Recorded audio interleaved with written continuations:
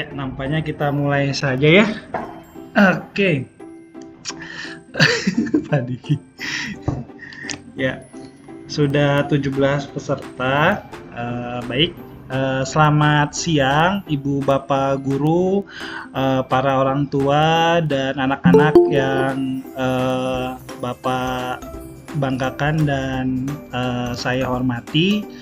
Terima kasih sudah menyempatkan waktunya untuk mendengarkan tentang diseminasi aksi nyata budaya positif modul 1.4, yang dimana kebetulan saya menjadi calon guru penggerak Kabupaten Garut Angkatan 10, sedang melakukan pembelajaran tentang budaya positif dan wajib memberikan pengalaman materi pembelajaran yang sudah dilakukan oleh saya bersama teman-teman tentang budaya positif. Baik, adapun nanti rangkaian acaranya nanti akan saya jelaskan. Sebelum kita masuk ke dalam materi, saya ingin mengecek dulu kehadirannya untuk dari para orang tua, kemudian Bapak Ibu guru dan peserta didik, dan Bapak Ibu guru yang dari komunitas pembelajaran yayasan. Di sini sudah ada 18 peserta. Terima kasih, cukup banyak. Saya sangat berterima kasih sudah menyempatkan waktunya untuk hadir di dalam ruang kolaborasi hari ini. Baik, langsung saja. Yang pertama, saya ingin memberikan video penghantar untuk Bapak Ibu semuanya dan peserta didik, anak-anak, untuk menyaksikan tentang video pembelajarannya. Yang pertama.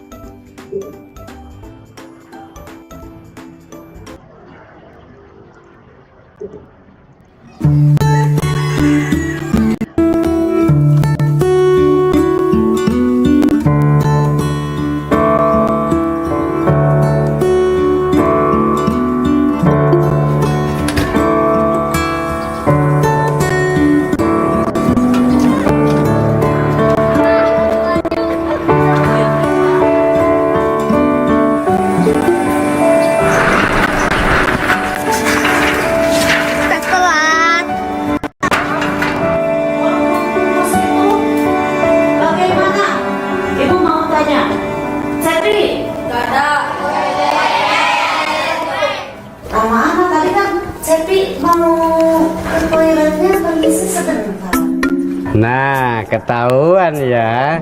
Jam segini kamu di luar kelas. Dari mana kamu? Malah cengengesan jawab. Dari mana? Dari toilet, Pak. Toilet?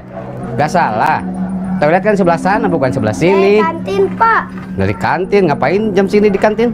Lapar, Pak. Kelas dulu, Pak. Bentar.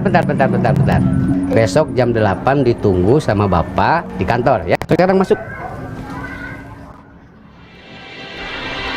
Cepi masih ingat apa yang telah dilakukan selama ini yang merugikan orang lain?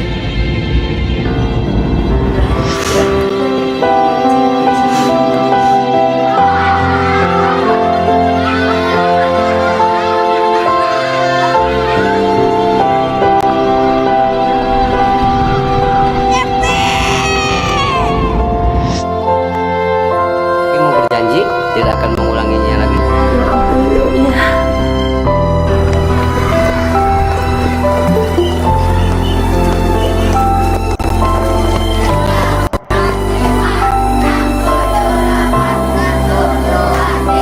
Kamu kenapa terlambat? Pernah dipanggil sama kepala sekolah. Nah, sekarang kamu pemanasan. Lari 5 kali. Ayo kamu, lari dulu 5 kali.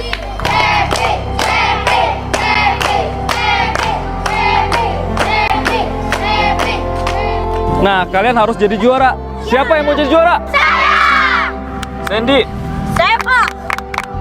Andi, Woi, saya, Pak. Cepi. Bapak itu percaya kalau dalam diri kamu itu ada jiwa pemenang. Benar, semangat. Ayo.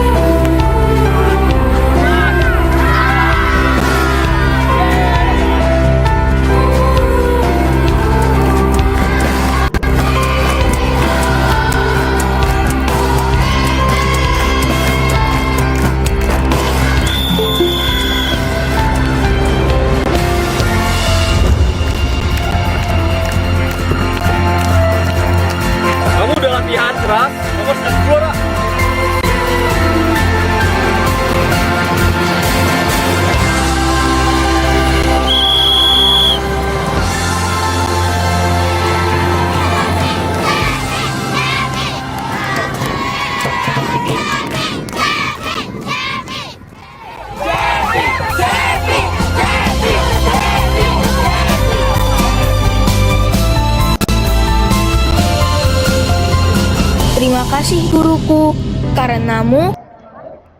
Ya, ini sangat video yang sangat menginspirasi ya bagi kita semua, di mana video ini mengajarkan kita Bapak Ibu guru semuanya untuk mendampingi anak ya. Anak itu mempunyai keunikan masing-masing dan pasti motivasi dari dalam dirinya masing-masing. Artinya memang tadi kita lihat ya, Bapak Ibu gurunya ada sedikit mungkin hukuman untuk mengitari lapangan. Tapi ternyata hukuman itu menjadi hal yang positif ya bagi anak tersebut gitu. Anak tersebut jadi termotivasi. Nah, kira-kira nanti pembelajaran yang nanti akan saya sampaikan adalah terkait bagaimana sih caranya kita sebagai orang tua, baik yang di rumah maupun yang ada di sekolah sebagai guru itu bisa menciptakan budaya positif dengan baik.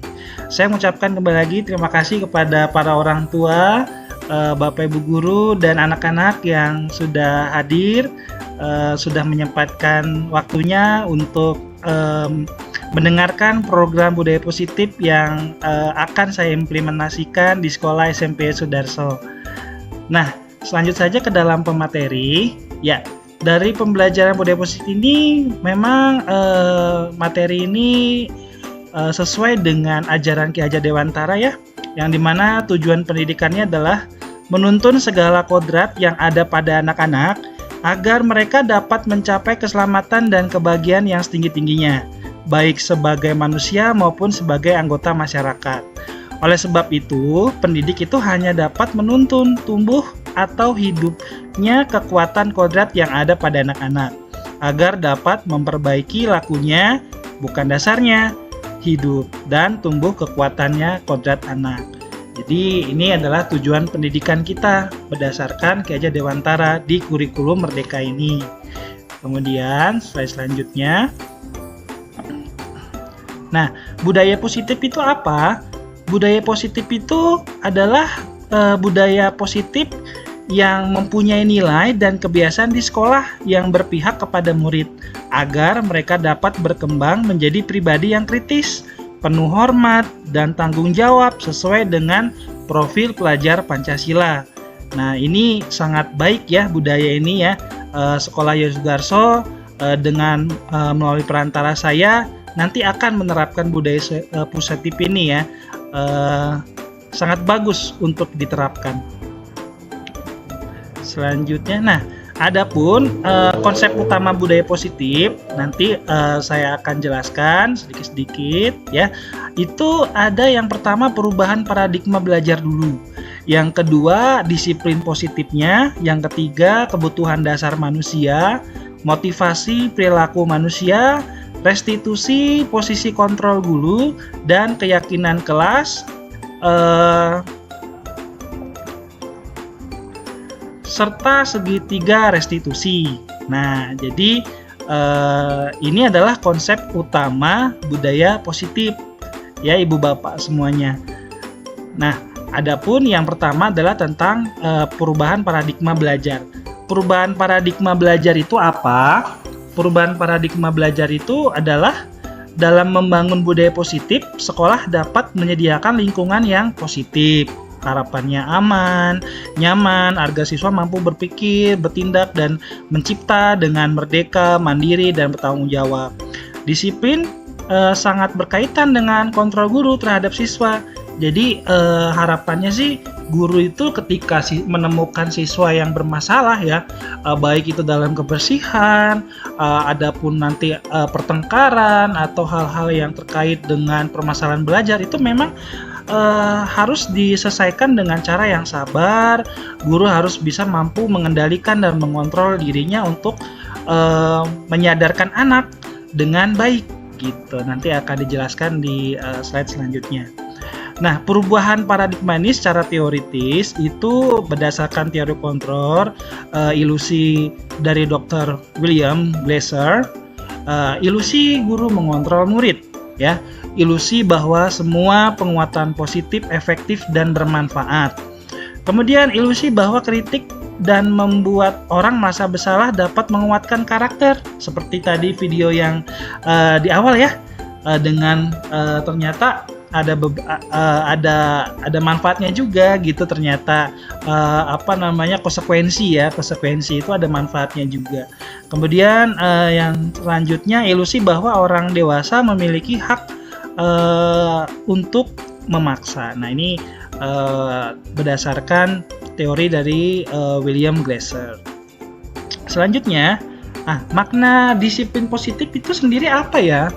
Nah, makna disiplin positif, kata disiplin itu berasal dari kata Latin ya, disciplina ya, yang artinya belajar. Jadi memang untuk mendisiplinkan anak itu butuh proses ya Ibu Bapak semuanya, tidak instan, memerlukan proses yang jangka panjang. Jadi Ibu Bapak semuanya nanti perlu bersabar saja terkait kedisiplinan anak. Anak mungkin tidak berubah saat ini, tapi nanti bisa saja berubahnya saat SMA, dalam kedisiplinan atau kuliah. Yang kita perlukan, kita ya memang harus sabar saja, kemudian menuntun anak dalam setiap prosesnya. Kemudian disiplin diri juga membuat orang menggali potensinya menuju sebuah tujuan yang dia hargai. Namun dalam budaya kita, makna kata disiplin itu telah berubah ya, menjadi sesuatu yang dilakukan seorang kepada orang lain untuk mendapatkan kepatuhan. Nah, kecenderungan umumnya adalah menghubungkan kata disiplin dengan ketidaknyamanan, bukan dengan apa yang kita hargai atau pencapaian suatu tujuan yang mulia. Nah, ini memang yang miskonsepsi ya. Kita dengar kata disiplin artinya aturan, sebuah aturan yang memang harus memaksa kita merasa tidak nyaman. Tetapi di sisi lain, kita itu harus menyadarkan diri bahwa disiplin itu adalah suatu upaya mencapai tujuan kita, dalam diri kita itu yang mulia ya, yang perlu kita hargai setiap prosesnya. Nah, ini memang ada beberapa hal yang memang perlu kita sama-sama simak. Yang selanjutnya, nah, disiplin adalah kemampuan memerintah diri sendiri dalam mengontrol dan menguasai diri untuk memilih tindakan yang mengacu pada nilai-nilai yang kita hargai dengan penuh tanggung jawab tanpa terperintah orang lain. Nilai-nilai yang kita hargai apa saja adalah nilai kebajikan ya, sifat positif manusia yang merupakan tujuan mulia yang ingin dicapai setiap individu. Selanjutnya, nah, ini adalah kebutuhan dasar manusia Ibu Bapak semuanya. Kebutuhan dasar manusia ini, idealisnya ini harus anak-anak dapatkan di dalam kehidupan anak-anak. Jadi anak-anak itu harus mempunyai sifat rasa yang cinta dan kasih sayang yang orang tua dapat berikan kepada mereka. Nah, kemudian ada kesenangan juga, ada kebebasan dan penguasaan. Nah, anak-anak juga perlu kebebasan ya, tapi bebasan yang, sekali lagi, kebebasan yang positif, tidak yang negatif. Tetap kita tuntun dan dampingi. Nah, kebutuhan itu setiap orang tuh pasti berbeda ya Ibu Bapak ya, terkait dengan bagaimana cara mereka itu melakukannya. Ada yang kebutuhan kesenangannya, ada yang mendengarkan musik, mungkin ada yang ke alam bebas dan sebagainya. Nah, itu memang kita sebagai orang tua, sebagai guru harus bisa memfasilitasi mereka dengan baik, dengan kesenangan, cinta dan kasih sayang, kebebasan dan penguasaan gitu. Selanjutnya, nah, ini ada sebuah kasus Ibu Bapak, contoh soal ya. Ibu Ria adalah guru kelas 6 di SD Permai, sedang bingung menghadapi ulah salah satu muridnya di kelas bernama Agus. Beberapa anak telah datang dan mengeluhkan Agus yang seringkali meminta bekal makan siang mereka dengan paksa. Nah, jika Anda menghadapi situasi seperti Bu Ria, apa yang akan Anda lakukan? Menurut Anda, kira-kira apa alasan Agus melakukan hal itu? Nah, ini terkait dengan guru ya, yang kita ya sebagai pendidik di lapangan, dan mungkin ada juga orang tua di rumah bagaimana ketika mempunyai lebih dari satu anak, terkait dengan parenting anak-anaknya terkait ini. Ada paksaan ya terhadap adik-adiknya mungkin ya. Nah, kita akan ulas sedikit-dikit. Nah, di sini dalam konteks penerapan disiplin positifnya ya, Ibu Ria sebaiknya mencari tahu dulu alasan Agus melakukan tindakan tersebut agar mengetahui kebutuhan mana yang sedang berusaha dipenuhi oleh Agus. Nah, tanpa sadar kita kalau misalkan melihat anak kita mungkin ya saya sebagai guru di sekolah ada anak yang memaksa, kemudian ibu bapak di rumah ada paksaan, itu pasti langsung emosi dulu ya yang kita tonjolkan ya, tidak memvalidasi dulu ada apa nih, kamu sedang apa, jadi mungkin kita lupa gitu ya. Nah, memang setidaknya yang pertama, oh ternyata Agus lapar dan seorang tuanya tidak membawakan bekal makan siang. Ternyata alasan itu. Yang kedua, oh teman Agus jadi perhatian kepada Agus. Nah, diharapkan kita menuntun teman-temannya untuk sharing gitu ya terhadap Agus gitu. Kemudian yang tiga, dia merasa hebat karena temannya jadi takut dan menuruti keinginannya. Ini penguasaan ya, tadi kebutuhan dasar itu. Nah, kemudian yang love tadi itu cinta kasih ya, cinta kasih dan sayang. Kemudian yang keempat, Agus merasa bosan dengan bekal yang dibawakan orang tuanya karena, nah yang ini berarti kebebasan ibu bapak ya, yang nomor 4. Yang kelima, Agus hanya iseng dan dia menikmati ekspresi wajah temannya yang kesal, fun. Nah, jadi ini termasuk kesenangan juga. Nah, jadi kelima kebutuhan tadi yang kesenangan, cinta kasih sayang, penguasaan. Nah, itu yang ini jawabannya ibu bapak ya, terkait dengan kesenangan yang tadi ya, kebutuhan dasar yang tadi. Jadi memang kita perlu memahami bagaimana kesenangan itu bisa terlaksana, penguasaan, kemudian kebebasan dan sebagainya. Selanjutnya nah, selanjutnya kita masuk ke hukuman, sanksi dan konsekuensi ya Ibu Bapak ya. Nah, di sini ada ada teori, tapi sebelumnya di sini sepertinya nanti saya ada sebuah video. Nah, mungkin bisa menyimak video ini dulu ya.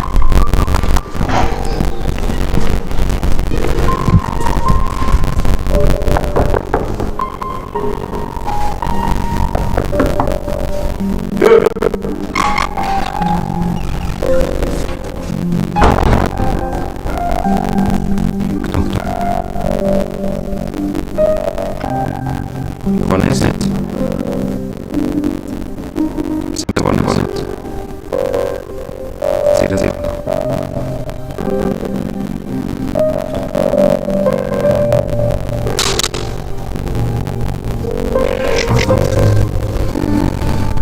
The most effort to get see.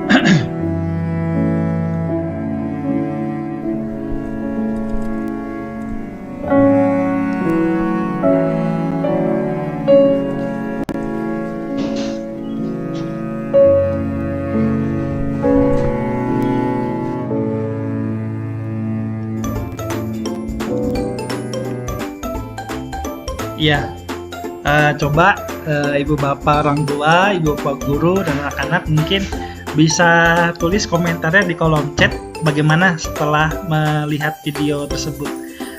Kira-kira guru tersebut melakukan tindakan hukuman atau konsekuensi. Silakan sebagai mungkin pengantar ya di materi hukum dan sanksi konsekuensi. Kira-kira kalau seperti itu guru mungkin tidak memvalidasi dulu ya permasalahan yang dihadapi oleh anak tersebut ya. Kira-kira ada ini enggak sanggahan? Silakan di kolom komentar, boleh ya.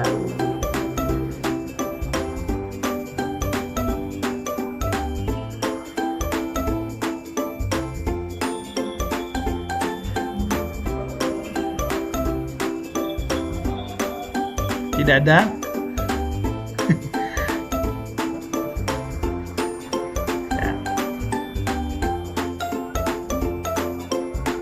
Ya, kalau kita lihat tadi guru tersebut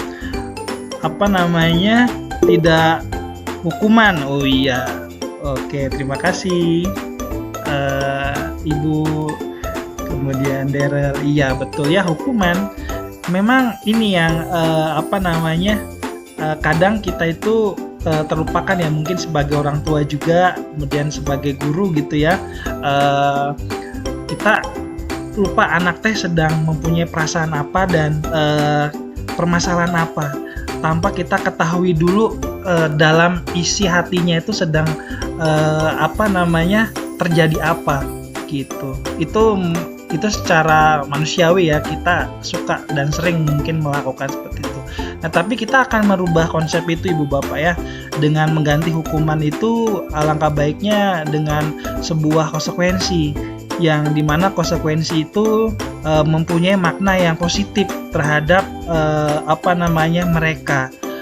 Artinya tidak serta-merta kita menjudge anak secara fisik ya, hukuman fisik yang melemahkan mental mereka di depan kelas, mungkin melemahkan mental mereka di dalam keluarga dan sebagainya. Nah, dalam teori hukum dan konsekuensi ini Bu Bapak ya, di sini terdapat sebuah kasus juga yang mungkin nanti bisa kita secara seksama ya kita baca saja. Nah, tadi sudah diwakili dengan sebuah video juga, sudah hampir sama lah ya secara konsepnya.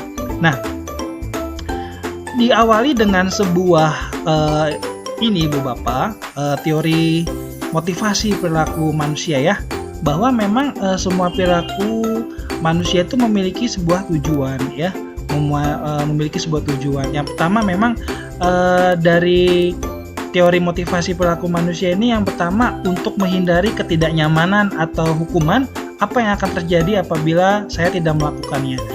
Kemudian yang kedua diturunkan untuk mendapatkan imbalan dari orang lain atau institusi, apa yang akan saya dapatkan apabila saya melakukannya. Yang ketiga, untuk menghargai diri sendiri, saya akan menjadi orang yang seperti apa bila saya melakukannya. Nah, di sini ada motivasi eksternal, kemudian ada motivasi internal. Nah, disiplin positif itu lebih ke motivasi internal. Tujuan disiplin positif itu untuk menghargai diri sendiri, saya akan menjadi orang yang seperti apa bila saya melakukannya. Nah, jadi memang motivasi eksternal internal ini sangat penting juga ya, dimiliki oleh kita dalam menentukan hukuman atau konsekuensi. Nah, ada sebuah bagan di sini Bu Bapak ya, terkait dengan hukuman dan konsekuensi yang mungkin semoga bisa terbaca ya. Kalau hukuman itu suatu yang menyakitkan, perbedaan sama hukuman dan konsekuensi. Sedangkan konsekuensi itu sesuatu yang harus terjadi. Kemudian hukuman itu tidak nyaman untuk murid atau anak dalam jangka waktu panjang. Nah, sedangkan konsekuensi itu tidak nyaman untuk murid untuk jangka waktu pendek. Hanya sebentar ya kalau yang konsekuensi itu. Kemudian hukuman korban mendapatkan keadilan. Kemudian konsekuensi korban bisa saja diabaikan. Nah, kemudian selanjutnya hukuman. Murid akan tersakiti. Murid atau anak dibuat tidak nyaman. Nah, jadi memang kita lebih memilih konsekuensi daripada hukuman ya, karena ada kata-kata tersakiti ya. Kalau konsekuensi memang hanya tidak nyaman saja terhadap suatu perbuatan yang sudah dia lakukan terkait dengan kesepakatan atau konsekuensi yang akan kita berikan kepada anak. Contohnya ketika anak mungkin malas dalam belajar. Nah, kalau kita beri hukuman, mungkin bisa saya menyita HP-nya. Nah, itu mungkin akan menyiksa anak juga ya, karena sekarang kan digitalisasi memerlukan HP. Mungkin diganti dengan konsekuensi. Ketika kamu malas belajar, konsekuensinya mungkin penggunaan HP nanti akan diatur waktu main HP-nya. Jadi tidak serta-merta langsung dibuat hukuman yang menyakiti anak, malah tambah malas belajar nanti ya. Nah, kurang lebih seperti itu Ibu Bapak hukuman dan konsekuensinya. Selanjutnya, nah di sini juga ada tanya jawab Ibu Bapak, sama-sama belajar ya, terkait mari berarti hukuman atau konsekuensi. Nah, di sini terkait dengan mencatat 100 kali dalam buku kalimat. Nah, saya akan terlambat lagi karena terlambat di sekolah. Lari mengelilingi lapangan basket 2 kali karena terlambat harus di sekolah. Membersihkan coretan yang dibuatnya di meja tulis. Muridnya diminta push up 15 kali karena tidak menggunakan masker. Selanjutnya menggantikan kertas tugas temannya yang telah dicoret-coret. Dan selanjutnya berjemur di lapangan basket. Wah, berjemur ya, sangat tersakiti anak. Murid diminta telanjang kaki sepanjang hari karena tidak menggunakan sepatu warna hitam. Selanjutnya yang terakhir, berdiri di depan kelas sambil mengangkat kaki satu karena tidak bisa menjawab pertanyaan. Nah, ini ada pernyataan tentang hukuman dan konsekuensi. Nah, kira-kira tadi yang kita sudah pelajari, sifatnya menyakiti lebih yang mana? Nah, mungkin kalian Ibu Bapak semuanya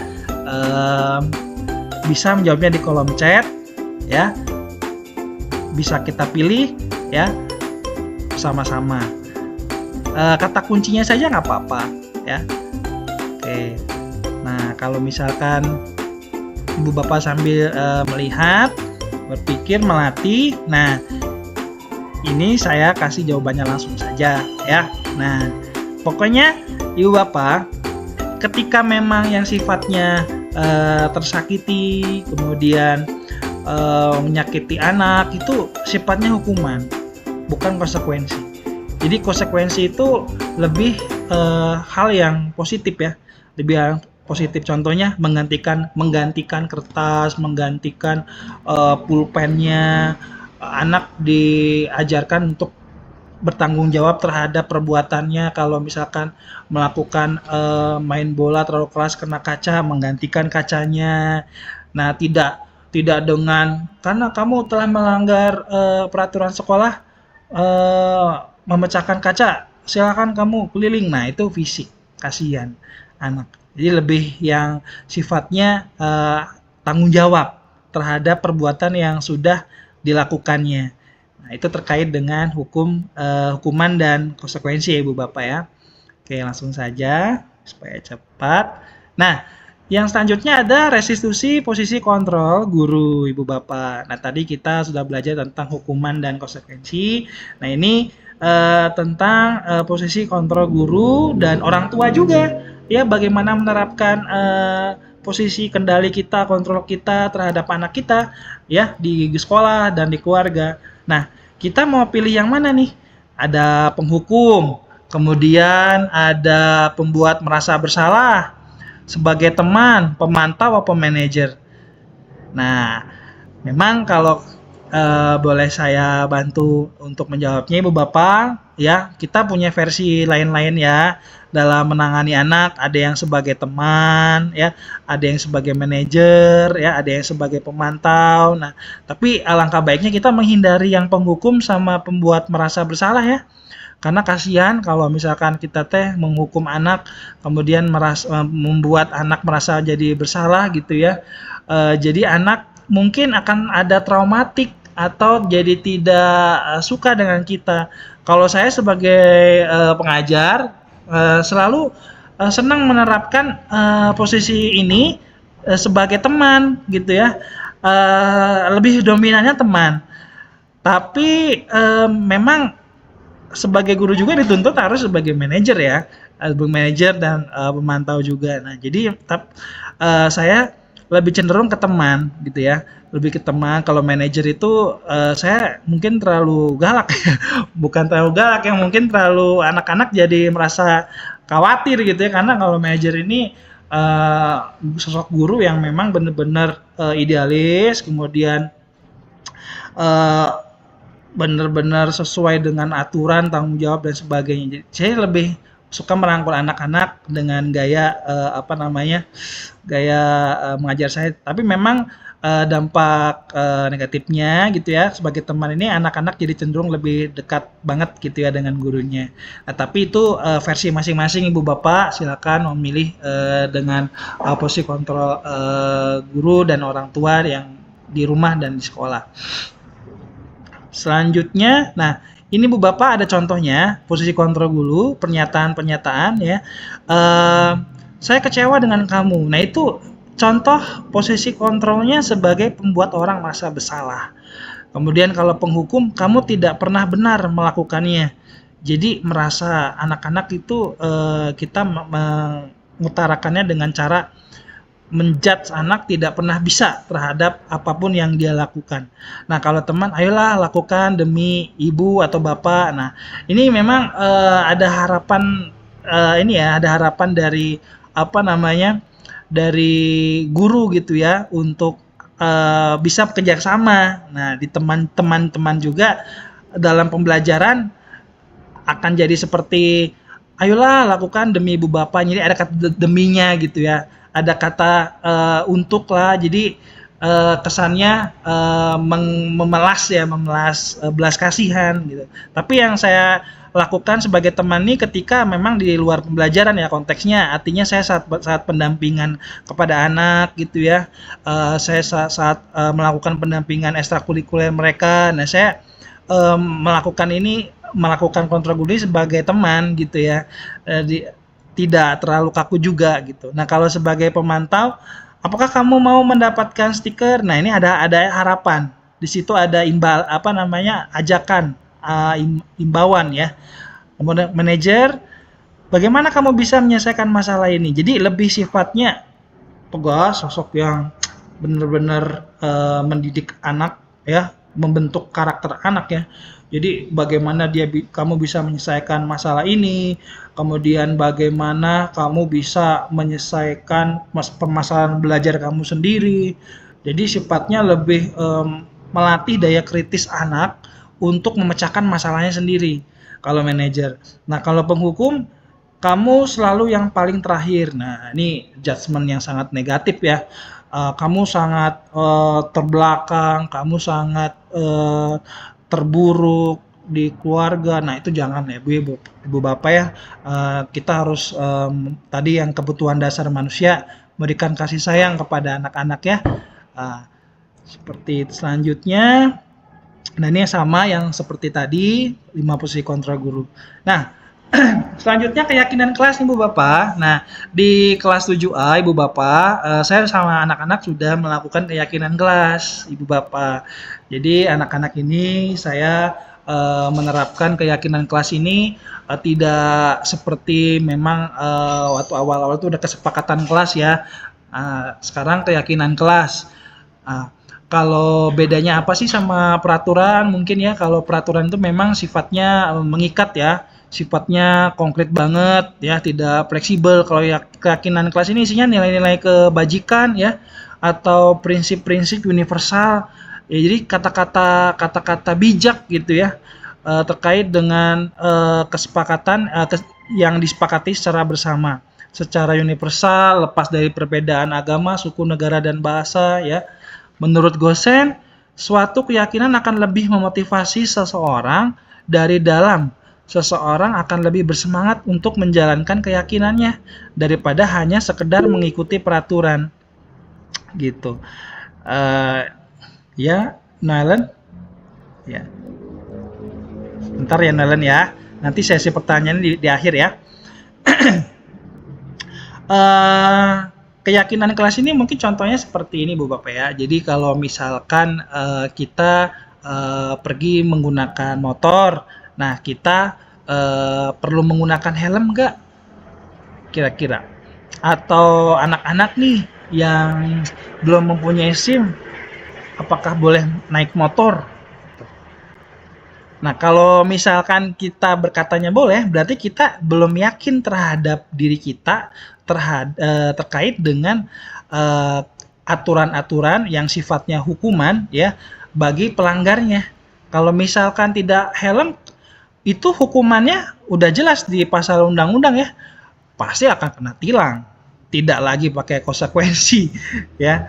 Ya memang polisi kadang-kadang suka melakukan konsekuensi ya, tapi kalau sedang operasi ketat, operasi benar-benar tata tertib, pasti melakukan hukuman dengan sanksi pasal ya, bisa dengan denda dan sebagainya.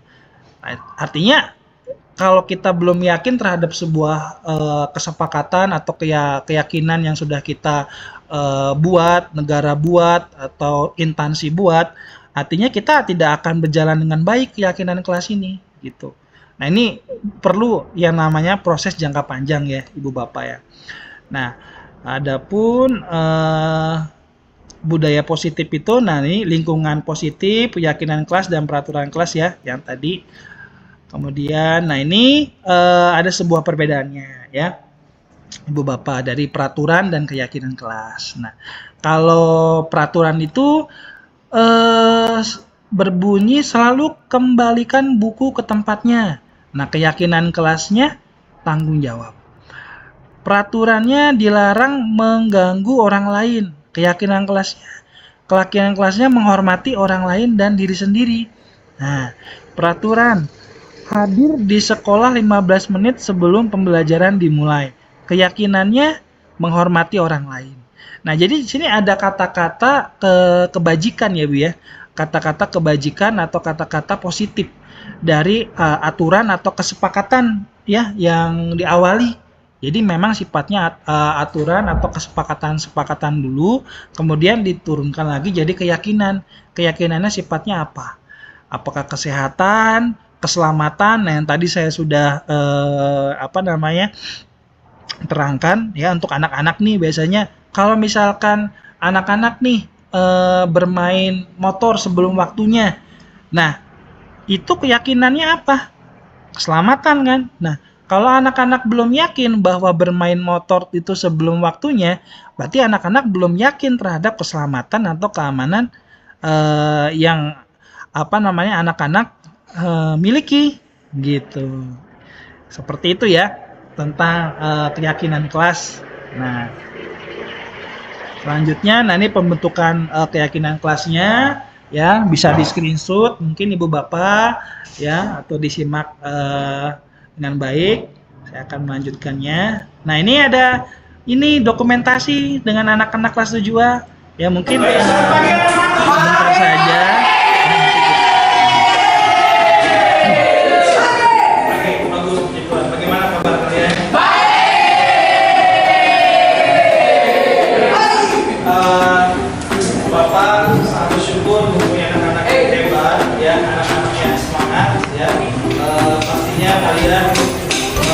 Biasa dengan hal-hal yang positif ya, apalagi tentang keyakinan kelas.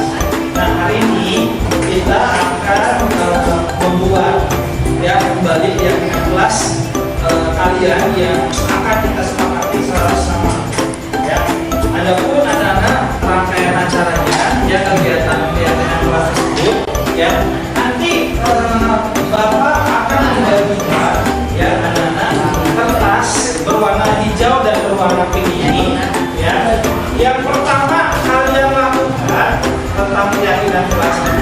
ya. Boleh selanjutnya. Nah, kalian menuliskan ya kelas impian ya yang kalian inginkan. Ya. Kemudian yang kedua, ya, kalian menuliskan keyakinan kelas yang kalian harapkan. Bapak boleh minta bantuannya untuk kalian mengeluarkan pulpen yang terlebih dahulu. Oke. Nah, anak-anak sambil mempersiapkan alat tulisnya, Bapak ingin menjelaskan kembali bahwa anak-anak keyakinan kelas ini, ya, keyakinan kelas ini adalah berisikan hal-hal yang sifatnya positif, ya, atau nilai-nilai kebajikan yang sifatnya universal. Contoh anak-anak, Bapak ingin bertanya kepada kalian, kalau misalkan Bapak berkata jangan atau dilarang, itu mungkin kata-kata positif atau negatif? Itu nanti akan Bapak pelajari dan Bapak akan ubah, ya, kata-kata seperti itu dengan kata-kata baiknya, ya, kalau bisa, ya.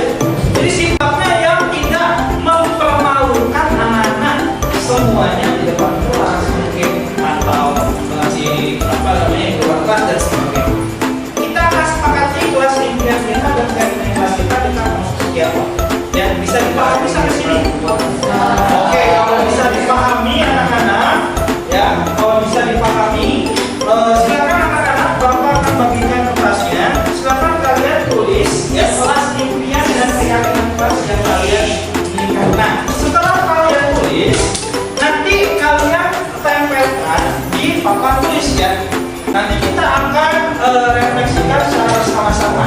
Bapak penasaran keyakinan kelas dan kelas impian apa sih nanti yang kedepannya kalian inginkan? Gitu. Pastinya kita ya kemarin kita sudah diskusi ya. Nah, itu jangan sampai putus di kemarin saja, seterusnya ya. Kita menggunakan hal-hal yang seperti itu. Tentunya akan bermanfaat untuk kalian semua. Ya, baik. Bisa dimulai. Kurang lebih seperti ini. Nanti saya akan kasih link YouTube-nya Ibu Bapak ya, bisa disimak dengan baik ya, dengan durasi yang lama. Nah, ini contoh pembuatan keyakinan kelas yang sudah saya lakukan bersama anak-anak kelas 7A ya di SMP Sudarso. Jadi memang budaya positif ini nantinya akan saya terapkan Ibu Bapak di sekolah SMP Sudarso. Jadi Ibu Bapak guru dari sekolah yang lain juga harus menerapkan ya pelan-pelan. Walaupun memang sulit ya, tapi tidak apa-apa. Yang penting kita sudah mau melakukannya, baik yang di rumah maupun di sekolah. Nah, jadi anak-anak Ibu Bapak yang sekolah di SMP Sudarso, jangan khawatir juga ya, anak-anaknya mengalami mungkin ketidaknyamanan dalam belajar, terutama dalam dalam pendidikan karakternya kepada anak. Nah, saya sudah diwajibkan untuk menerapkan teori-teori ini semua. Ya, mohon dukungannya saja. Nah, selanjutnya yang terakhir Ibu Bapak, sepertinya ini ya, terkait dengan segitiga restitusi. Nah, segitiga restitusi ini apa? Nah, segitiga restitusi ini adalah proses yang menciptakan kondisi bagi murid untuk memperbaiki kesalahan mereka, sehingga mereka bisa kembali pada kelompok mereka dengan karakter yang lebih kuat. Melalui restitusi ini, guru dapat membantu murid menjadi lebih memiliki tujuan, disiplin, positif, serta memulihkan dirinya setelah berbuat salah. Kemudian membuat murid untuk jujur pada diri sendiri dan mengevaluasi dampak dari kesalahan yang dilakukan. Dan memberikan penawaran, bukan sebuah paksaan. Nah, ini segitiga restitusi ini. Nah, ini ada skenario contohnya. Saya praktikkan kepada anak-anak.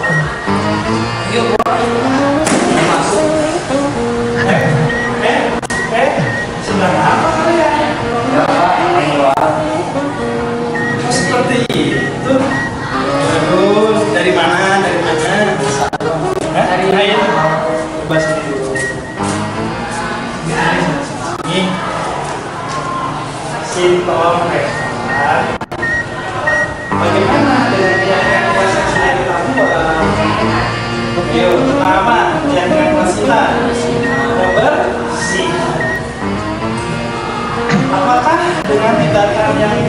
dilempar dan si melakukan itu hal yang lain. Hal yang lain itu Tidak apa kenapa? karena kita membuang sampah sama Membuang sampah tidak pada tempat. Padahal di sini sudah jelas ya. Ada tempat. Coba Bapak minta ambil sampahnya masing-masing. Nah, bagaimana cara buang sampah yang baik? Sintong mungkin bisa taruh di sini karena dia plastik. Evan, gitu. Ya kan? Kalau kayak gitu kan baik, bersih. Ya, jangan lupa sama keyakinan kita yang sudah kita buat tentang kebersihan. Apa konsekuensinya kalau melanggar kebersihan? Ingat tidak? Apa? Bantu piket kan? Jangan lupa keyakinan kalau sudah dibuat ya. Oke. Bapak mau tanya, bagaimana usaha kamu ke depannya untuk memperbaiki kesalahan kamu? Terus? dan menjaga kebersihan. Jaga kebersihan sekolah kamu, Buang sampah ke tempatnya. kemudian Bantu bersih-bersih. nanti bersih-bersih kelasnya. Ya. Baik, terima kasih. Silakan kalian lanjutkan pembelajaran selanjutnya. Terima kasih ya Terima kasih, Pak. sudah mendengarkan nasihat ini. Ya, ini ada video praktik saya, skenario segitiga restitusi ibu bapak terhadap anak-anak yang memang melakukan pelanggaran kebersihan ya di sekolah gitu. Memang tuntutannya harapan melakukan pendisiplinan anak-anak itu dengan cara seperti itu ya ibu bapak. Nah, segitiga restitusi ini apa saja? Ini ada teorinya terkait dengan itu ya. Tentunya dalam segitiga restitusi ini memvalidasi tindakan yang salah, menstabilkan identitas, kemudian menanyakan keyakinan terhadap apa yang sudah kita buat. Jadi 3 hal yang perlu dilakukan oleh kita sebagai orang dewasa, sebagai orang tua kepada anak-anak yang masih memang pemikirannya masih belum matang ya, tingkat emosionalnya juga masih belum matang. Jadi perlu bantuan kita untuk melakukan itu. Selanjutnya, nah tahapan segitiga restitusi itu apa saja? Menstabilkan identitas yang pertama, ya. Berbuat salah itu tidak apa-apa, ya. Tapi jangan alangkah baiknya jangan terus-terus diulangi, ya. Kemudian memang tidak ada manusia nih yang sempurna. Kita juga pastilah melakukan kesalahan, ya. Kemudian kita juga meyakinkan kepada anak kita bisa menyelesaikan ini. Jadi semua permasalahan pasti ada solusinya, ya. Kemudian Bapak Ibu tidak tertarik mencari siapa yang salah. Jadi ketika kita menghadapi masalah, kita jangan cari kesalahan kamu, siapa yang salah, kamu bukan kamu ini. Jadi kita lebih fokus bagaimana menenangkan hati anak dulu dengan kata-kata saya selalu melakukan tidak ada manusia yang sempurna. Memang semua calling down dulu ya. Anak-anak dibuat tenang dulu terhadap permasalahan yang sedang dialami oleh mereka. Jadi kadang-kadang kita juga lupa ya. Kamu salah ya. Pasti kamu salah. Pasti salah kamu. Nah, itu mungkin yang kita sering suka lakukan ya terhadap anak-anak. Selanjutnya validasi tindakan yang salah. Nah, kamu pasti punya alasan mengapa melakukan hal itu. Kamu patut bangga loh pada dirimu sendiri karena kamu telah melindungi sesuatu yang penting buatmu. Nah, kadang anak-anak juga melakukan kesalahan itu terkait dengan hal yang positif, terkait dengan pembelaan dalam dirinya ya.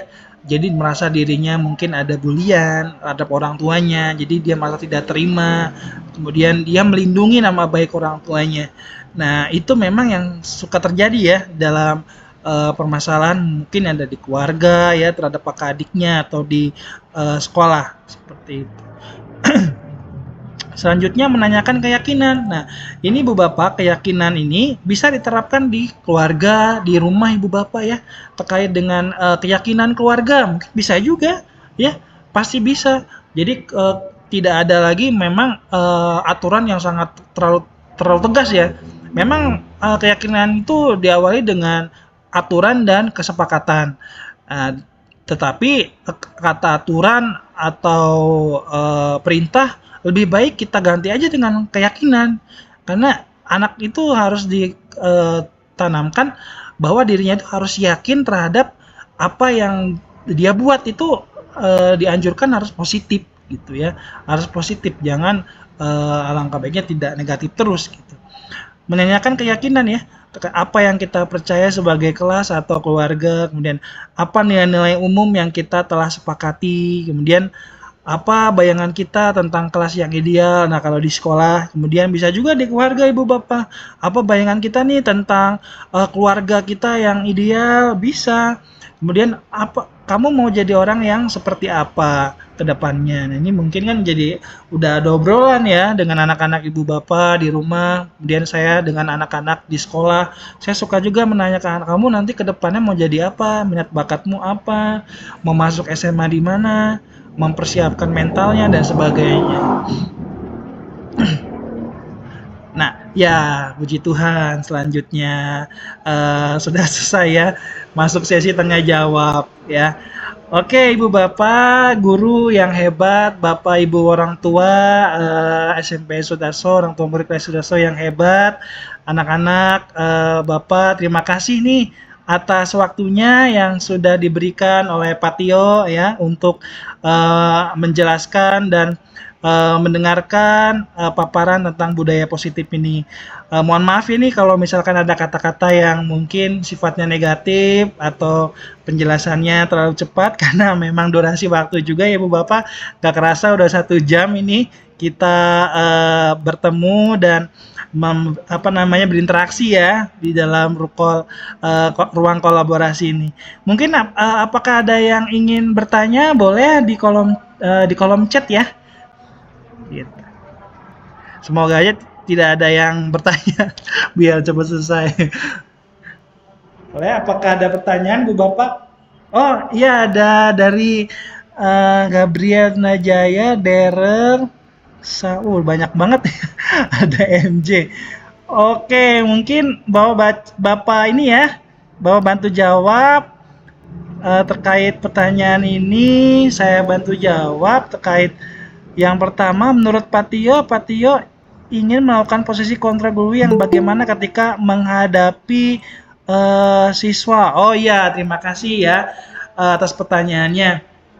Kalau menurut Pak Tio sih, Pak Tio memang kalau dalam pembelajaran berusaha untuk menjadi manajer ya,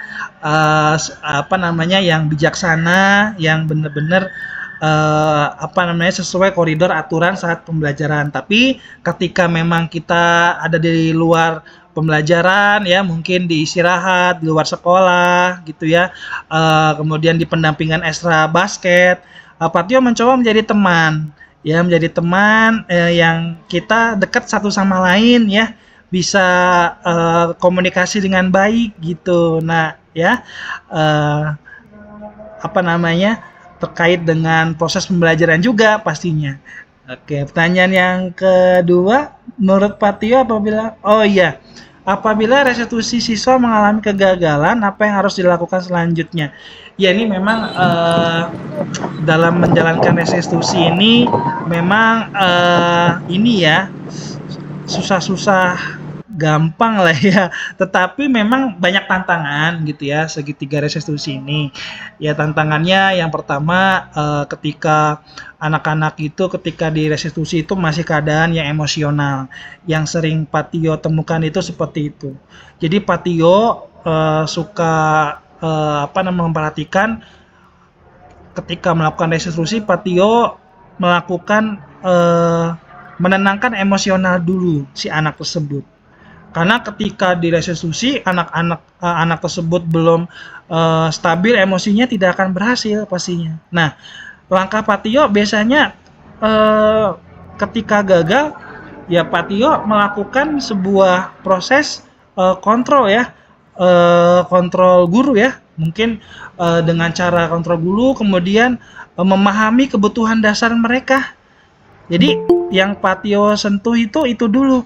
Apakah kesenang-senangan apa saja yang mereka inginkan, kemudian cinta kasih sayang di keluarganya bagaimana, Jadi mengalihkan dulu gitu ya ke hal-hal yang tersebut ya sebelum ke segitiga restitusi atau tidak menggunakan segitiga restitusi. Jadi ada cara-cara, ada kontrol guru, ada menggali kembali kebutuhan dasar anak gitu. Kemudian yang ketiga, budaya positif itu penting tidak? Oh, sangat penting ya dilakukan di sekolah, sangat penting karena sudah banyak sekali ya konflik antara guru dan murid yang viral. Murid tidak menghargai gurunya ketika pembelajaran, murid ada yang melakukan tindakan kekerasan kepada gurunya ya, kemudian murid ada yang banyak mungkin ya di video-video viral, video-video pendek di YouTube, di Instagram dan sebagainya. Nah itu mungkin salah satu akibat karena memang ada ketidaknyamanan dalam proses pembelajaran. Nah, mungkin ini memang belum mengenal istilah budaya positif ini. Jadi sifatnya mendidik anak melakukan melakukan penyelesaian masalah dengan cara menghukum, mungkin ya dengan cara yang tidak baik, yang pastinya membuat hati anak tuh trauma, kemudian terluka. Nah, itu adalah gambaran kecil kalau misalkan budaya positif itu tidak dilakukan di sekolah. Ya, sangat tentunya akan merugikan nama baik sekolah juga. Jadi sangat penting ini budaya positif ini untuk dilakukan. Memang teorinya banyak, tapi kita pilih saja yang memang kita bisa pahami dengan baik gitu ya. Ketika memang dalam praktiknya mengalami kesulitan, itu hal manusiawi lah ya. Memang tidak ada juga manusia yang sempurna gitu. Ya baik. Terima kasih atas pertanyaannya, Ibu Bapak hebat semuanya, anak-anak semuanya. Terima kasih, Ibu Bapak guru komunitas belajar Yayasan Salib Suci Bandung. Terima kasih. Ada Ibu Fitria juga, alumni pendidikan profesi guru Universitas Negeri Malang. Terima kasih atas kehadirannya, Ibu Lucianita. Terima kasih perwakilan dari komunitas belajar Yayasan Salib Suci Bandung. Kemudian orang tua murid, ada Mama Revan, Mama Yuanita, kemudian Mama Marvel Jordan, yang semuanya Mama Juan, ada rekan CGP juga. Terima kasih atas kehadirannya. Ada Ibu Mega, Pak Diki ya. Terima kasih Ibu Bapak hebat semuanya atas waktunya, anak-anak hebat. Sudah menyempatkan kehadirannya dalam diseminasi budaya positif ini. Terima kasih atas kehadirannya. Saya mengucapkan terima kasih yang sebesar-besarnya. Boleh meninggalkan live kolaborasi ini ya. Selamat sore semuanya. Sampai jumpa lagi. Ya.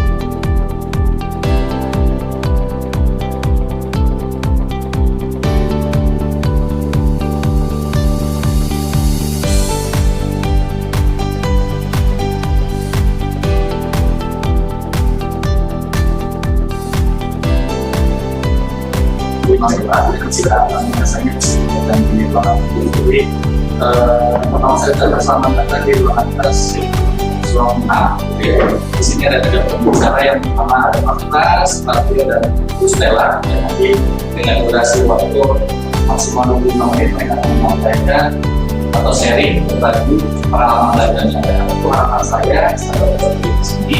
Selain itu menyimak juga bisa support anak-anak yang diminta dulu di sini kita tindak lanjut dia.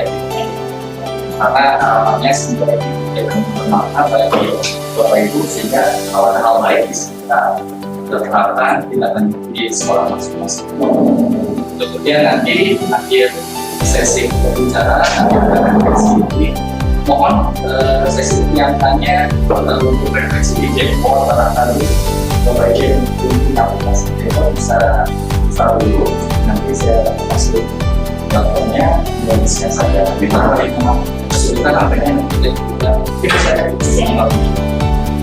lalu kemudian sebelum nanti keluar selesai kita foto bersama dan ada pembaginya itu untuk dan bisa kita hari ini sudah yang bisa bermanfaat untuk itu semua selamat menyimak bisa. Untuk yang pertama dimulai dari Pak waktu kesempatan.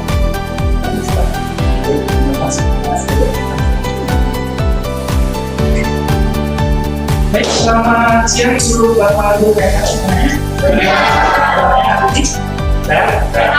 Semangat ya. Baik, kita mungkin biasa ya, sebagai sebagai jawab. Siapa? Kopi biasa masih ada? Kopi biasa. Sari suci, Pasai, sari suci, maju, sari suci,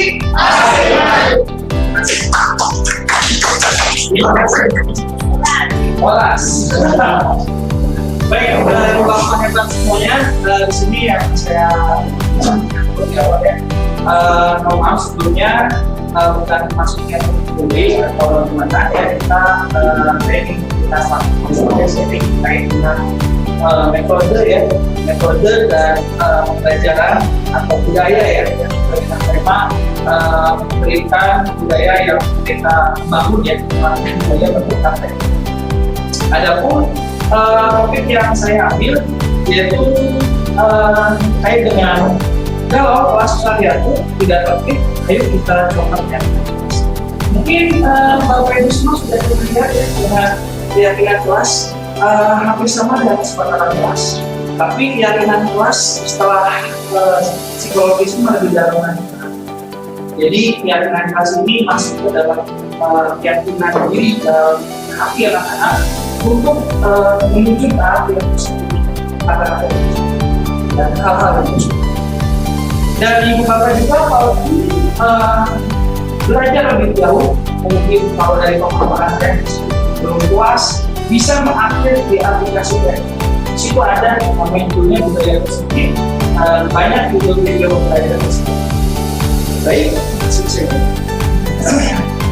Ada pun tujuan atap yang saya buat yang berangkat dari disiplin positif adalah suatu pendekatan untuk menerapkan disiplin dari dalam diri anak tanpa ada hukuman dan hadiah. Disiplin positif perlu diterapkan baik dalam lingkungan keluarga dan lingkungan sekolah.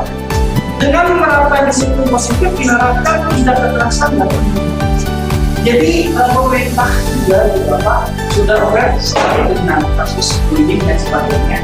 Dan kita juga sebagai guru di kelas juga dilarang keras ketika kita kesal dalam belajar mengajar menjudgment anak dengan mungkin tanpa melihat latar belakangnya langsung melontarkan kata-kata yang negatif, menyakiti hati mereka, bahkan melakukan kekerasan fisik ya, dengan cerita, dengan hal-hal yang membuat anak-anak sakit.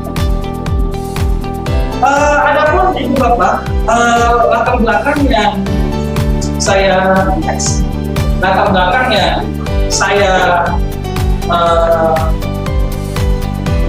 observasikan ya atau dipelajari oleh saya terkait dengan budaya positif ini, saya berangkat dari permasalahan yang dimana suatu situasi kelas saya itu rasa tanggung jawab akan kebersihan itu masih mandiri belajar, tepat waktu dan sopan santun serta kerjasama. Di sini saya memang selaku guru mata pelajaran IPS dan saya di sini melakukan praktik baik ini berangkat dari pengalaman jadi wali kelas selama dari tahun 2014 sampai dengan sekarang. Juga dipercaya oleh ibu kepala sekolah selalu dikasih. Nah, kata ibu kepala sekolah harus juga punya sifat membangun karakternya supaya kuat di kelas 8 dan kelas 9 itu supaya terlepas dari itu. Tetapi setelah saya pelajari transisi dari anak-anak SD ke SMP itu sangat beraneka-ragam. masih sifatnya anak-anak dan masih sifatnya anak-anak yang memang belum konsisten dalam mempelajari hal-hal positif. Masih perlu pendampingan dan terus setiap hari diingatkan. Oleh karena itu saya mengambil tema ini berangkat dari permasalahan. Dan ada pun tantangan itu dan mudah ternyata bagi saya dalam mengajar dan juga sebagai wali kelas, ya terutama komitmen anak masih setengah-setengah dalam melakukan kerjasama dengan wali kelas, kemudian sebagai guru maba juga oleh saya. Kemudian transisi perubahan budaya anak-anak sekarang sudah berbasis digital. Apalagi anak-anak sekarang sudah mengupdate yang namanya games. Games itu banyak sekali hal-hal yang kita bilang mungkin ada positif dan negatif. Terutama apalagi kalau anak-anak sudah bermain games, di situ anak-anak bebas mengeluarkan emosionalnya terkait dengan budaya-budaya atau bahasa yang kurang sopan yang dilontarkan oleh mereka. Kemudian pemahaman kesadaran terhadap hal baru. Jadi keyakinan klasiknya adalah hal yang baru itu Bapak ya. Awal-awal munculnya mereka belajar itu yang saya pahami dan dapat penjelasan dari Ustaz, kita diajarkan untuk membuat sebuah kesepakatan kelas dalam sebelum belajar, sebelum melakukan pembelajaran. Akan tetapi ada refleksi dari pemerintah terkait dengan budaya positif ini. Kalau kesepakatan kelas itu sifatnya lebih banyak aturan dan konflik, dan itu memang sifatnya memaksa anak untuk melakukan aturan. Dan kadang juga kita secara kasar melakukan aturan itu menggunakan kalimat yang negatif. Contoh, dilarang memakan kelas, dilarang banyak kata. Nah, berdasarkan teori yang dibaca dan dari pemerintah juga, itu ternyata hal yang masih kategorikan negatif. Jadi keyakinan kelas ini memang timbul harus dari dalam diri. Saya menganalogikan kepada anak seperti ini. Contohnya ketika kita mengendari sebuah kendaraan atau mereka bersama orang tuanya, kita sedang berada di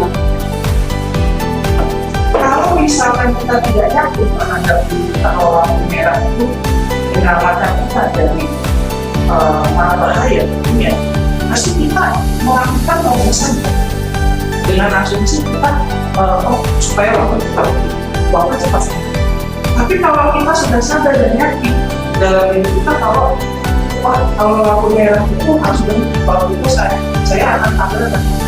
Meski kita akan secara alam bawah sadar kita yakin kita akan selamat dengan adanya lampu merah. Jadi keyakinan kelas itu memang berisi nilai-nilai universal yang sifatnya positif, yang bisa dipraktekkan sendiri nanti oleh sekolah ibu bapak terkait dengan keyakinan yang sifatnya nilai positif dan baik. Nah, selanjutnya ibu bapak, dalam membuat keyakinan kelas ini saya tentunya perlu melibatkan partisipasi dari tadi. Tidak bisa saya serta-merta membuat sebuah kesepakatan yang sifatnya nilai kebaikan dan anak harus menjalankan. Saya memerlukan harapan, kemudian memerlukan hal-hal positif apa sih yang kalian inginkan untuk kelas kita. Jadi saya melakukan observasi sama anak-anak di kelas itu membangun keyakinan kelas dengan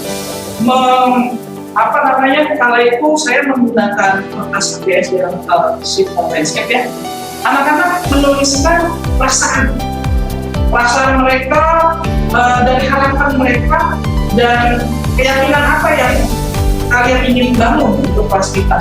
Anak-anak ada yang menggunakan emoji, ya. Anak-anak ada yang menuliskan kata-kata yang positif, kreatif, disiplin, cerdas, sopan dan sebagainya. Di sini saya membebaskan. Ya. Untuk simulasi mungkin kita coba saja ya langsung nih. Saya menizin memberikan sticky note ya di bawah semuanya.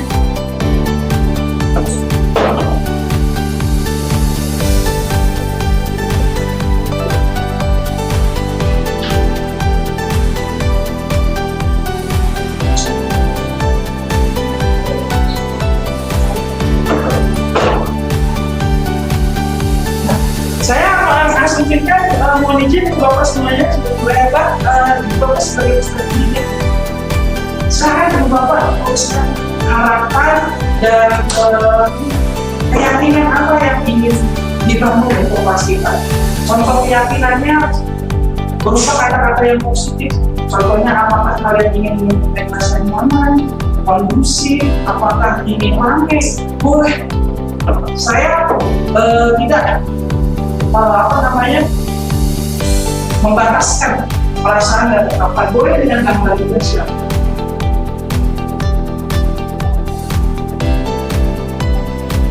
Saya waktu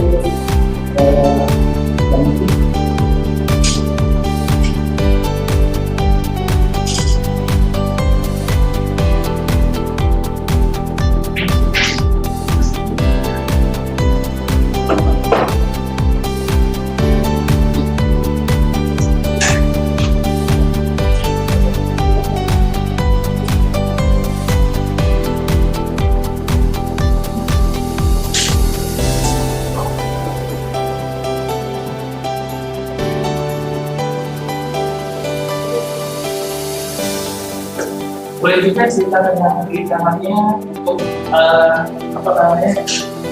sharing terkait dengan kata-kata yang positif itu. Kalau sudah boleh saya ambil.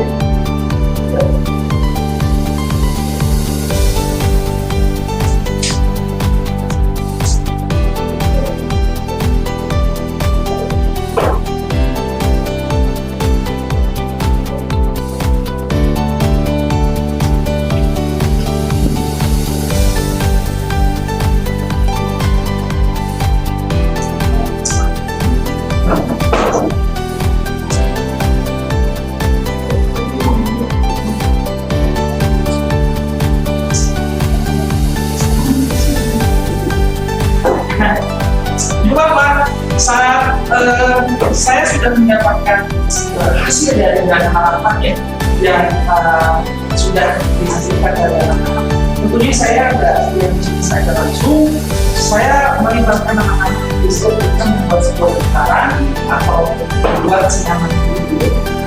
Kita berinteraksi langsung satu sama lain membaca hasil dari harapan dari keyakinan. Tentunya ini tidak bisa menjadi kita gunakan terlalu banyak atau semuanya, karena ciri khas keyakinan kelas itu tidak terlalu banyak tapi cukup sederhana saja, cukup 2 atau 3 tapi bermakna dan mudah dipahami oleh anak, diingat selalu. Dan ketika memang anak-anak lupa, memang kita tidak bosan-bosannya ya harus mengingatkan, menyadarkan anak kepada keyakinan yang sudah dibuat. Setelah itu, saya melakukan. Dari hasil observasi ini, ya saya bersama anak-anak sebelumnya sudah ada fasilitas kartun dan sebagainya yang sudah saya sediakan, bersama-sama membuat sebuah gambar yang mudah diingat dan sebagai harapan. Saya mengambil gambar ini adalah gambar matahari, yang dimana matahari selalu menyinari kita setiap hari. Artinya, saya menginginkan anak-anak, kalau anak-anak kalian itu keyakinan kelas itu selalu diingat seperti matahari yang tidak pernah bosan, ya, menyinari kalian setiap harinya terhadap kata-kata yang berdasarkan kalau itu keyakinan yang sudah dibuat, ya, Ibu Bapak, saya bersama anak-anak mendapatkan keyakinan kelas atau harapan kelas yang pertama adalah bersih, sopan, jujur, disiplin, kreatif, peduli, dan cerdas. Di sini saya tidak menggunakan semuanya, saya memilih apa yang benar-benar bersama anak-anak itu mudah diingat dan tepat sasaran dan sesuai dengan kondisi kelas pada saat permasalahan ada. Sehingga kita memilih yang pertama adalah tepat waktu, kebersihan, dan di sini Ibu Bapak berdasarkan teori yang saya baca, ketika anak-anak saya tapi mengganti ya, bukan lingkungan secara bebas itu ada, tapi saya mengganti kata lingkungan itu dengan konsekuensi. Jadi sudah sudah nggak asing bahwa anak kita terekam di alam bawah sadar anak-anak itu bahwa lingkungan itu adalah sanksi yang sangat umum ketika mereka melakukan kesalahan. Jadi saya menggantinya dengan konsekuensi atau menggantinya dengan kata-kata yang lebih positif, bahwa ketika kamu melakukan kesalahan dalam keyakinan kelas yang sudah dilakukan, kalian akan mengalami konsekuensi yang pertama terkait dengan poin lain. Kalian kebersihan kalian harus bagi tiket dan sopan ya. Kamu akan mendapatkan kata sebagai wajib. Jadi ini respon keyakinan kelas yang sudah dibentuk oleh saya di kelas, ya hanya 3 saja, tidak usah terlalu banyak seperti ini. Nah, refleksi dari anak-anak Bu Bapak terkait dengan perasaan yang sudah mereka jalani ya. Bagaimana perasaan anak-anak apabila kalian menghadapi kelas yang sudah disepakati? Bagaimana cara kalian anak-anak mengatasi permasalahan tersebut, dan juga bagaimana permasalahan anak-anak ketika berhasil melaksanakan keyakinan kelas dengan baik? Adapun jawabannya yang saya ambil dari sampel yang pertama, Mikaela, ya, perasaan saya adalah merasa bersalah ketika melakukan semua, karena telah melanggar dan langsung diri baiknya Pak apabila saya melakukan pelanggaran. Ya, konsekuensinya saya siap melaksanakan berdasarkan ketentuan. Kemudian yang kedua, sikap saya harus jujur saat melakukan kesalahan dan konsisten menerapkan budaya baru yang sudah dilakukan oleh Bapak. Yang ketiga, perasaannya senang karena melakukan budaya disiplin positif yang menurut saya baru itu dilakukan. Yang selanjutnya perasaannya merasa kecewa dan menyesali kesalahan. Kemudian yang kedua, meyakinkan diri terhadap keyakinan kelas yang dibuat dan berusaha mengingat dan meyakinkan segala hal. Yang ketiga, perasaan saya bahagia karena berhasil menjalankan dan nyaman dalam hidup. Nah, dari refleksi ini tentunya tidak hanya dua, banyak ibu bapak ya. Nah itu saya selalu backup. Jadi karena kebetulan itu di timur, itu saya kajang di tembok-tembok mereka atau di meja hasil refleksi. Dan ini saya kasih sasiban ya supaya tidak rusak. Jadi ketika anak-anak lupa, saya tidak hanya mengingatkan tapi mengajak anak dia refleksi yang sudah saya lakukan di meja masing-masing. Itu adalah hasil dari kata-kata kalian. Jadi saya lebih mempunyai kenyamanan dan kelegaan dalam mendidik bersama. Perubahannya, Bu Bapak, terciptanya kondisi kelas yang solid, bersih, peduli terhadap lingkungan, mandiri belajar dan taat dalam waktu. Yang kedua, terbangunnya komunikasi yang baik dengan saya selaku wali kelas dan gurunya dan saling memberikan penguatan kelas. Dan yang terakhir, terciptanya etika sopan santun yang diharapkan dalam bentuk bercanda, bicara dan budaya disiplin. Baik. Terima kasih ya Bu Bapak semuanya. Ada kata-kata dari Dewan Negara yang saya petik. Anak-anak hidup dan tumbuh sesuai dengan kodratnya sendiri. Pendidik hanya dapat merawat dan mendukung hidupnya kodrat. Semoga bermanfaat Bu Bapak hasil praktik saya. Saya ucapkan terima kasih atas perhatian. Bapak Ibu mumpung sampaikan waktu penanganan dengan sampaikan boleh saya semua ada atau saya bertanya berbicara sharing juga seperti pengalaman dari sekolahnya terutama mengenai kontes ini seperti apa boleh ya mari ya ini diterapkan pada awal ya ini diterapkan pada oleh saya kan memang setiap tahun ajaran baru, ya awal September. Kemudian dan kita saya fleksibel, tidak hanya satu semester saja, ketika memang ada dinamika dalam semester ganjil, keyakinan kelas semester kedua akan dilakukan lagi proses keyakinan kelas atau evaluasi dari semester ganjil atau perubahan kata-kata tersebut yang lebih detail. Tapi memang keyakinan kelas ini juga bisa dipraktikkan jika kita mau pembelajaran, ya. Jadi kita yakinkan aja anak-anak dengan kata-kata positif yang bisa membuat anak-anak itu teringat dan mungkin bisa manfaatnya bisa mengikuti dengan baik dalam pembelajaran.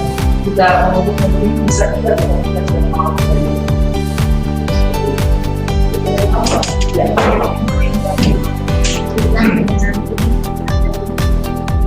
materi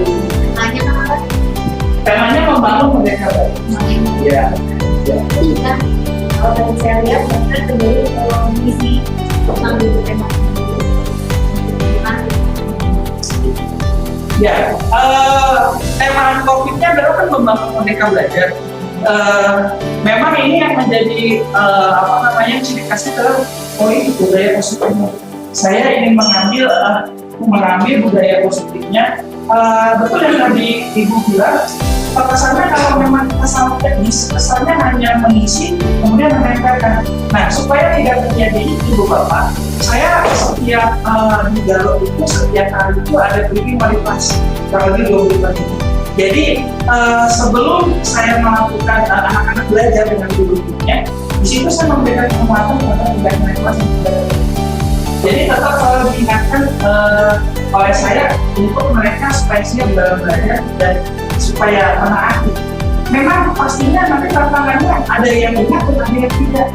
Itu saya siapkan tadi yang kecil dan sudah diisi. Karena mereka selalu di sini. Setidaknya ada sedikit membantu mereka untuk merespon ketika saya mengantar. Bisa juga yang lebih ekstrim saya sampai menyuruh anak-anak foto jadikan itu profil atau mungkin template atau mungkin kalian print foto besar dan gitu. Jadi tidak hanya dibangun di sekolah budaya itu bisa dibangun di supaya mereka selalu ingat terkait dengan seperti ini. Bu, ada satu lagi pengalaman? Saya sama ya, teorinya tapi pada kenyataan ini sebagai kenyataan anak kita itu ada daya pikir dan dengan sekitar. Nah, kalau ada itu kan tidak bisa terapkan iman. Tapi belajar bicara tak salah kalau berbicara mau sampaikan ya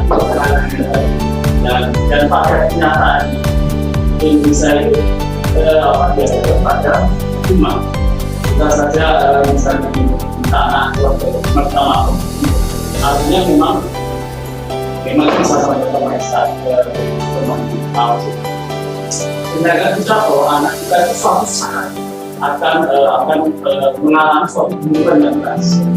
Artinya memang dunia tidak selalu bisa memberikan apa yang diinginkan. Nah, pada kenyataannya kalau kita tidak sampai dia berhukum. Nah, hukuman ini memang rada boleh, tapi memang ada artinya memang berkondisi. Ya, ini memang tetap tidak boleh dibikin sama kalau aku sampai pulang nanti juga dalam beberapa waktunya mungkin waktunya kami ini sekarang kalau saya bisa mungkin ya tidak bisa dalam dalam dulu saya pun lama itu dalam waktu karena kamu saya dalam sehingga bisa jadi dalam yang itu saya nah mungkin hanya ini ada karena memang seperti yang sudah sendiri memang kita apa dari terus dan karena misalnya juga dan mungkin sama juga dengan udara cepat turun dari kita pindah kesannya apa ya kita dulu pas atau melakukan yang boleh misalnya Pak ya Pak semuanya ya betul Pak memang apa namanya di sekolah penggerak atau kalau itu memang ini harus dari sana ya misalnya saja dari aplikasi suka ada yang itu kan kalimat diberikan ada yang setuju diberikan hukuman dan ada juga yang tidak setuju diberikan hukuman dan memang hukuman ini juga sebenarnya bisa dilakukan terkait dengan apa namanya karakter ya mungkin peristiwa apa atau tidak jadi memang membutuhkan kerjasama oleh pihak yang masing ya untuk menentukan ini konsekuensinya seperti apa. Terima kasih Pak atas anggapannya. Dan coba ya masih ada beberapa kali cukup ya. Baik sekali lagi terima kasih untuk waktunya. Terima kasih. Kita akan discuss itu bicara pada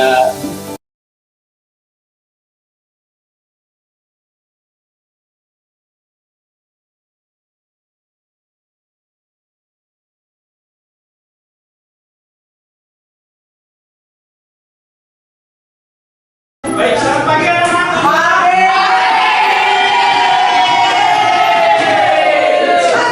Oke, bagus. Bagaimana kabar kalian?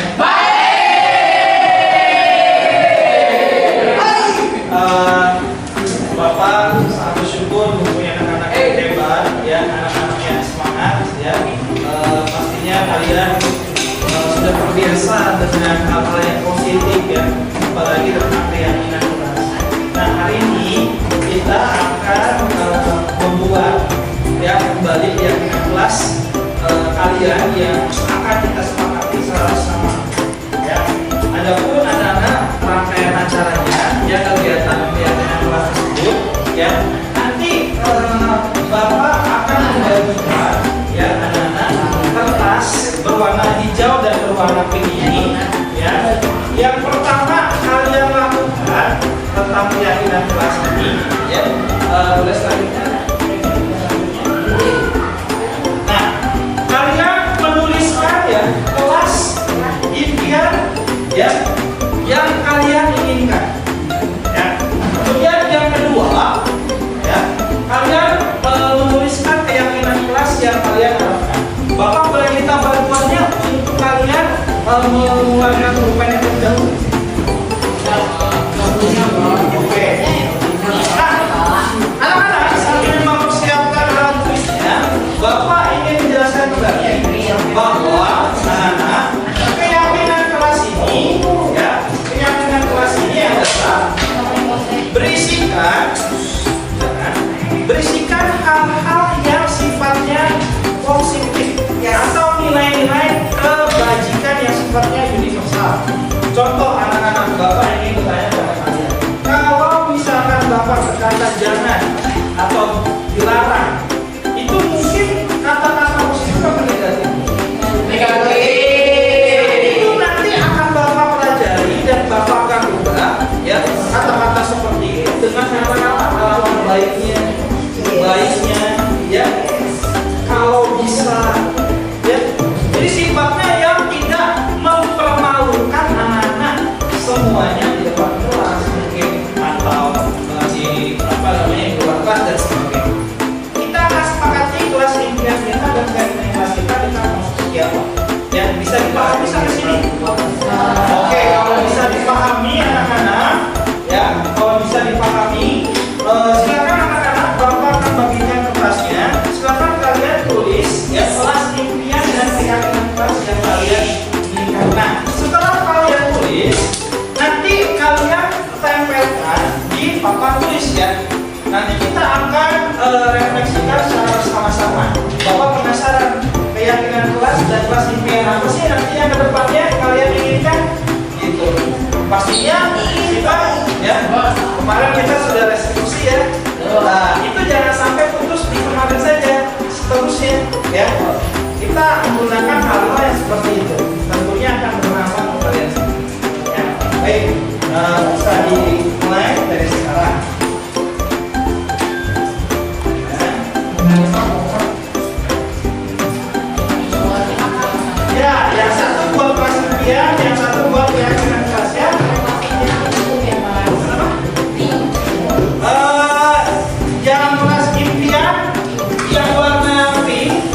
keyakinan kelas yang warna hijau ya.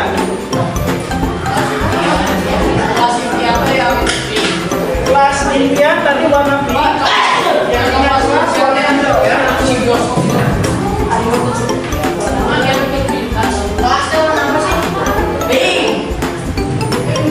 Kelas impian warna pink. Keyakinan kelas warna hijau ya. Oh iya. Bukan saja warna pink.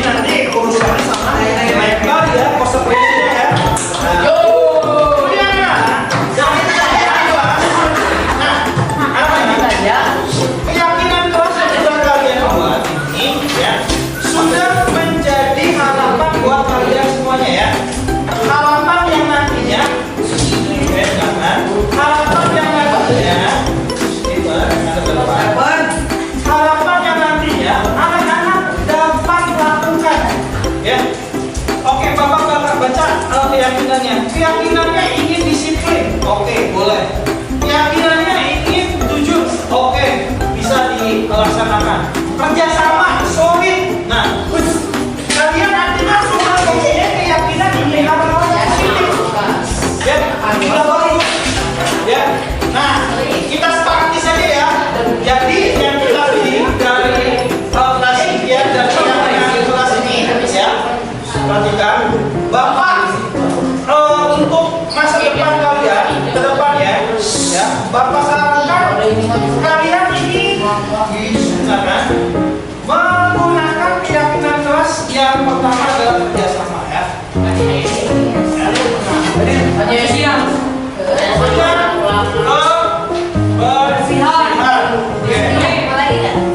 Disiplin itu banyak. Nah, ini sudah.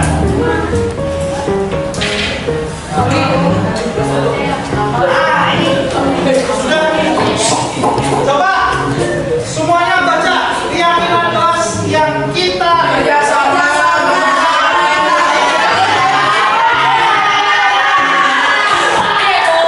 Siapa yang setuju? Semuanya.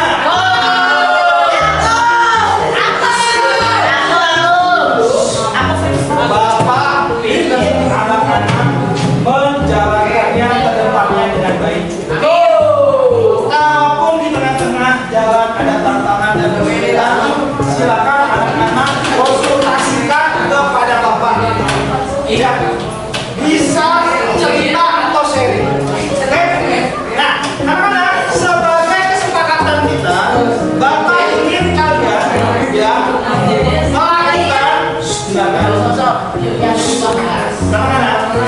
melakukan tanda tangan ya, tanda tangan di kertas hijau ini supaya kalian setuju menyepakati keyakinan keras yang sudah kita bentuk.